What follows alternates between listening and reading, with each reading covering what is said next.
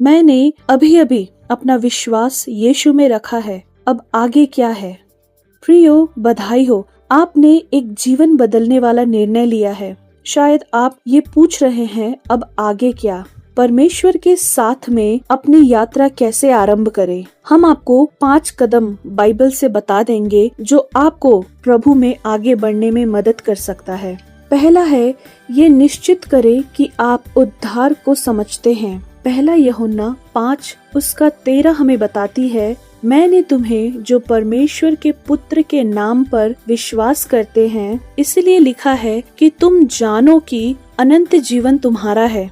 परमेश्वर चाहता है कि हम उद्धार के अर्थ को समझें। आइए हम उद्धार की मुख्य बातों को देख लें। बाइबल बताती है रोमियो 3:23 में, इसलिए कि सबने पाप किया है। प्रियो, जो कुछ हमने पहले किया है वह परमेश्वर को अप्रसन्न करने वाला है। अपने पापों के कारण हम परमेश्वर से अनंत काल के लिए अलग होने के दंड के पात्र हैं। लेकिन हमारे पापों की दंड की कीमत चुकाने के लिए यीशु क्रूस पर मरा। यीशु हमारे स्थान पर उस दंड को लेते हुए मरे जिनके पात्र हम थे। उसके जी उठने से ये प्रमाणित कर दिया है कि यीशु की मृत्यु हमारे पापों का दाम चुकाने के लिए पर्याप्त थी। अब परमेश्वर उन सब को क्षमा अर्थात उद्धार प्रदान करता है जो अपना विश्वास यीशु में उसकी मृत्यु के ऊपर यह विश्वास रखते हुए करते हैं कि वह हमारे पापों का दाम चुकाने के लिए थी। प्रियो, ये उद्धार का संदेश है। यदि आप अपने विश्वास को यीशु मसीह पर अपने उद्धारकर्ता के रूप में रखे हैं तो आप बचा लिए गए हैं। आपके सारे पाप क्षमा कर दिए गए हैं और परमेश्वर आपको कभी भी ना तो छोड़ने या ना ही त्यागने की प्रतिज्ञा करता है। दूसरा है, एक अच्छी कलीसिया की खोज करे जो बाइबल की शिक्षा देती हो। कलीसिया को एक गिरजा या चर्च अर्थात भवन के रूप में ना सोचे। प्रियो, कलीसिया लोग होते हैं। यह बहुत ही महत्वपूर्ण है कि यीशु में विश्वास करने वाले एक दूसरे के साथ संगति रखें।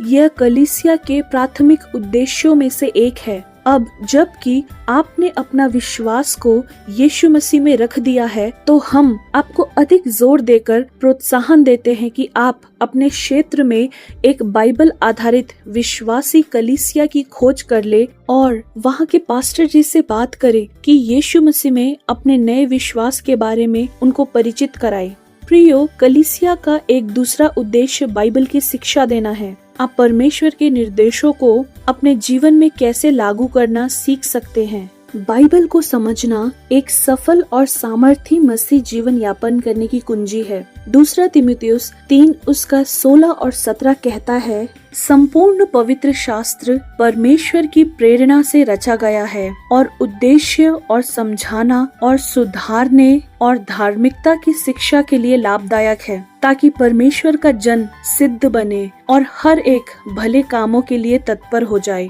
प्रियो, कलीसिया का तीसरा उद्देश्य आराधना है। परमेश्वर के सभी किए हुए कार्यों के लिए धन्यवाद देना आराधना है। परमेश्वर ने हमें बचाया है। परमेश्वर हमसे प्रेम करता है। परमेश्वर हमारे लिए सभी वस्तुओं का प्रबंध करता है।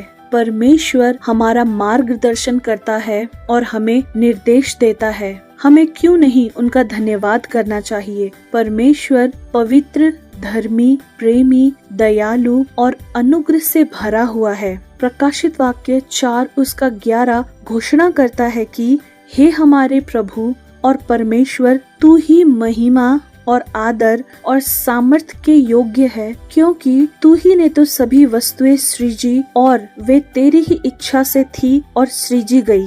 तीसरा है, परमेश्वर पर ध्यान केंद्रित करने के लिए प्रतिदिन समय निकालना। प्रियो, हमारे लिए प्रतिदिन परमेश्वर पर ध्यान केंद्रित करना अति महत्वपूर्ण है। कुछ लोग इसे मौन समय कहते हैं, अन्य लोग इसे भक्ति मनन कहते हैं, क्योंकि यह ऐसा समय होता है जब हम स्वयं को परमेश्वर के लिए समर्पित करते हैं। प्रियो, कौन सी बातें मिलकर परमेश्वर के साथ हमारे समय को बनाती है? पहला है प्रार्थना और दूसरा है बाइबल पढ़ना। पहला है प्रार्थना। प्रार्थना सरल तरीके से परमेश्वर से बात करना है। अपनी चिंताओं तथा समस्याओं के विषय में परमेश्वर से बात करें। परमेश्वर से आपको ज्ञान और मार्गदर्शन देने के लिए कहें। प्रियो, अपनी आवश्यकता की प्राप्ति के लिए परमेश्वर से कहें। परमेश्वर को बताएं कि आप उससे कितना अधिक प्रेम करते हैं और जो कुछ वह आपके लिए करता है उसके लिए आप उनको कितना सराहते हैं। इन सब बातों को प्रार्थना कहते हैं। दूसरा है बाइबल का पठन करना या बाइबल पढ़ना।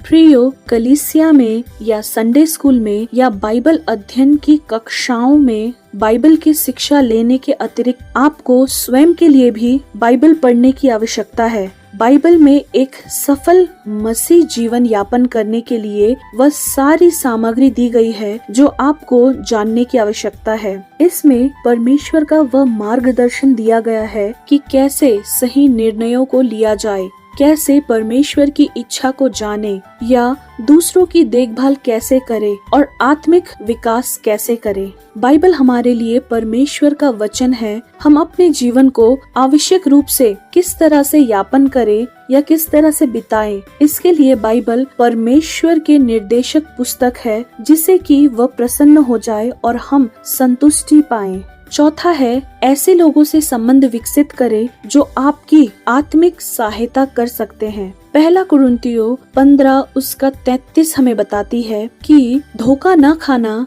बुरी संगति अच्छे चरित्र को बिगाड़ देती है। प्रियो, बाइबल हम पर पड़ने वाली बुरे लोगों के प्रभाव के बारे में भी चेतावनी से भरी पड़ी है। पापपूर्ण गतिविधियों से संबंधित लोगों के साथ समय व्यतीत करना भी हमें भी उन गतिविधियों के द्वारा परीक्षा में डाल देने का कारण बन जाता है। हम जिन लोगों के आसपास हैं, उनका चरित्र हमारे ऊपर भी अपना छाप छोड़ देता है। इसलिए ये बहुत ही महत्वपूर्ण है कि हम ऐसे लोगों को स्वयं के चारों ओर रखें जो प्रभु से प्रेम करते हैं और उनके प्रति समर्पित हैं।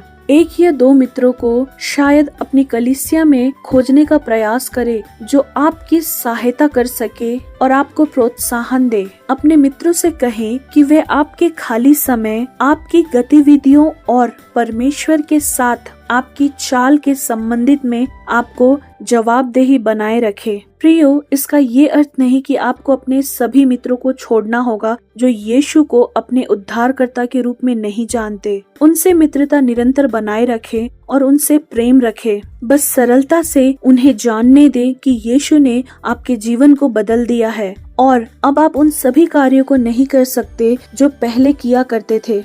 और परमेश्वर से कहे कि वे आपको यीशु के बारे में अपने मित्रों को बताने के लिए अवसर प्रदान करें। पांचवा है बपतिस्मा लेना। बहुत से लोगों को बपतिस्मा के बारे में भ्रम है। बपतिस्मा शब्द का अर्थ पानी में डुबकी लगाना है।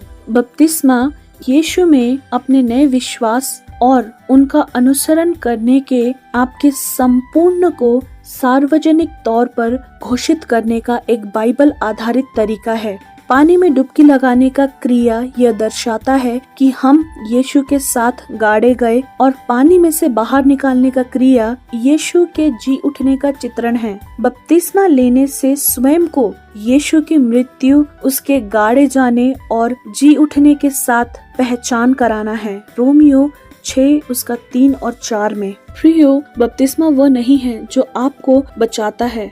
बपतिस्मा आपके पापों को नहीं धोता। बपतिस्मा तो बस केवल आज्ञाकारिता का एक कदम है। बपतिस्मा इसलिए महत्वपूर्ण है क्योंकि यह मसीह पर आपके विश्वास और उसके प्रति आपकी समर्पण की सार्वजनिक घोषणा के लिए आज्ञाकारिता का एक कदम है। यदि आप बपतिस्मा लेने के लिए तैयार हैं, तो आपको किसी पास्टर से बात करनी चाहिए।